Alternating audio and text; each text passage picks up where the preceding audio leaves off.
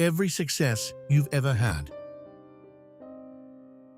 every failure that still keeps you up at night, every moral choice, the moment you helped a stranger, the moment you didn't, every single one of them was written into the structure of the universe before your grandmother was born. Not by God, not by fate, by physics. Robert Sapolsky is one of the most decorated neuroscientists alive. He spent 40 years studying the biology of human behavior. And after 40 years, he arrived at a conclusion so uncomfortable that even his colleagues struggle to sit with it. There is no free will. There never was. Most people, when they hear this, reach for the same objection. But I chose to watch this video. I chose what to eat this morning. I chose my career, my partner, my values. Sapolsky's answer is precise and merciless. Yes, you did all of those things, and every one of those choices was the inevitable output of your neurons, which were shaped by your hormones, which were shaped by your childhood, which was shaped by your parents' childhoods, which were shaped by their genes, which were shaped by evolution, which was shaped by the first single-celled organism that ever existed on this planet 4 billion years ago. Pull the thread far enough back, and you don't find a self. You find a chain. Now, in 2026, this question has become more urgent than ever, because we are building machines that make decisions, and we are asking whether those machines can be held responsible for their choices. And to answer that question, we have to first answer it about ourselves. We are punishing people every day in courts of law for choices that, if Sapolsky is right, they were constitutionally incapable of making any other way. We are praising people for virtues they were born into. We are blaming people for failures that were written into their biology before they took their first breath. And we call this justice. To understand what Sapolsky is actually saying, you need to understand what the brain is. The brain is not a decision-making organ. It is a prediction machine. Every second of every day, your brain is running millions of simulations, comparing incoming data against stored patterns, predicting what action will produce the most favorable outcome. By the time you experience the sensation of making a decision, the neurological event has already occurred. There is a famous experiment. Neuroscientist Benjamin Libet wired participants to an EEG and asked them to flex their wrist whenever they felt like it, while noting the exact moment they felt the urge to move. The result was disturbing. The brain showed electrical activity predicting the movement up to 10 seconds before the person reported any conscious intention to move. 10 seconds.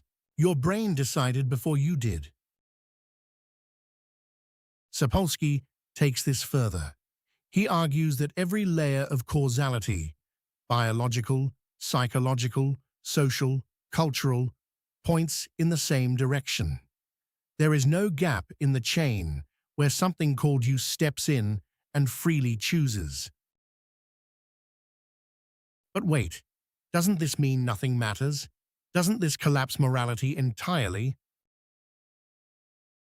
Here is where Sapolsky makes his most uncomfortable move. He says yes and no.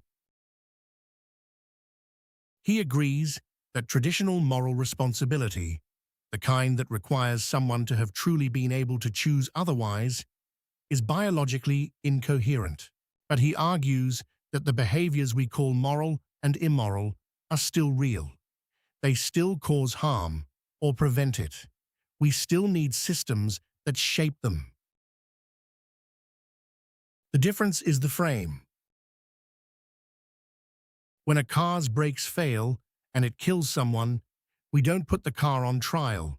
We fix the brakes. We redesign the system. We prevent the next failure. Sapolsky asks, why do we treat human beings differently? But vengeance, contempt, the deep satisfaction we take in watching someone suffer for their choices, that, Sapolsky says, is where biology ends and cruelty begins. Baruch Spinoza, the 17th century philosopher who was excommunicated from his community for his ideas, argued centuries before neuroscience existed that what we call free will is simply ignorance of causes. His formulation was elegant and devastating. If a stone thrown through the air had consciousness, it would believe it was flying of its own free will. You are the stone. The throw happened long before you were born. And yet, Spinoza did not conclude that this was a tragedy. He concluded it was the beginning of wisdom.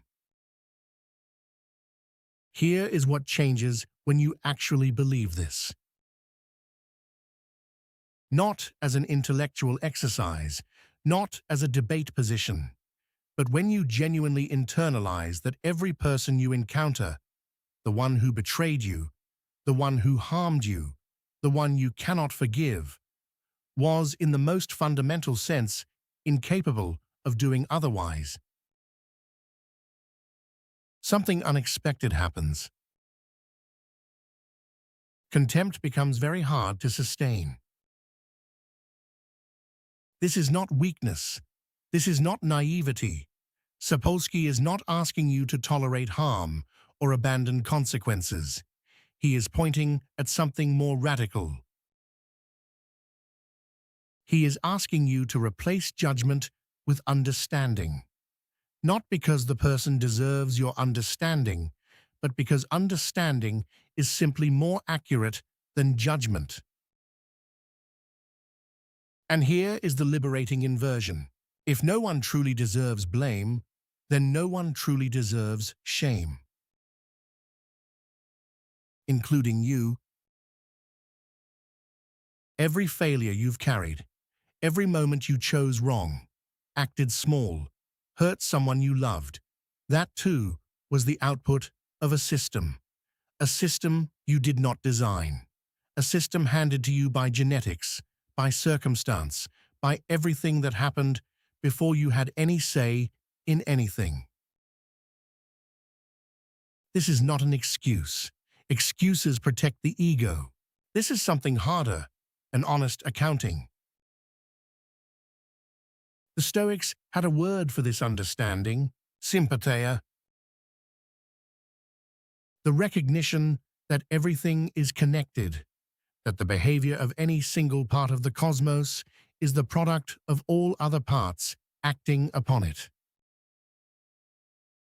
Marcus Aurelius wrote, "When you wake up in the morning, tell yourself, the people I deal with today will be meddling, ungrateful, arrogant, dishonest, jealous, and surly.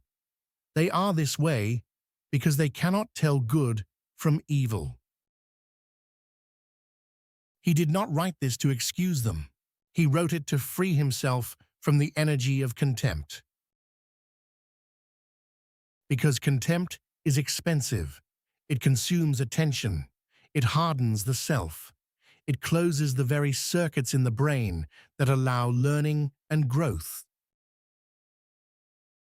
Understanding, even cold, unsentimental understanding, is cheaper and more useful.